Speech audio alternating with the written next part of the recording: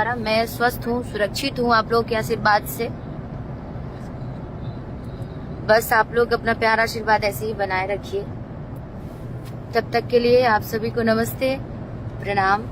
मैं निशा जी, आप कैसी हैं? तो जितने भी मेरे भगवान स्वरूप श्रोतागण हैं जो मुझे चाहते हैं, जो मुझे अपना आशीर्वाद देते हैं, तो आप सबके आशीर्वाद से मैं ठीक हूँ। अभी बस थोड़ा सा गाड़ी को नुकसान हुआ है, पर इस बार मैं ठीक हूँ। अभी आप लोग का आशीर्वाद था मेरे साथ। और आज रात का कार्यक्रम मेरा छपरा डोडीगंज में है, तो कोशिश है कि मतलब पहुंचने की कोशिश कर रही हूँ।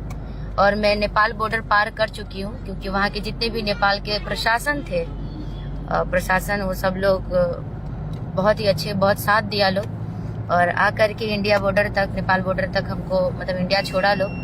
और नेपाल बॉर्डर में पार कर चुकी हूँ और सुरक्षित हूँ, सही सलामत हूँ। तो ये आप लोग का आशीर्वाद प्यार है। और बस आप लोग से यही बताना था।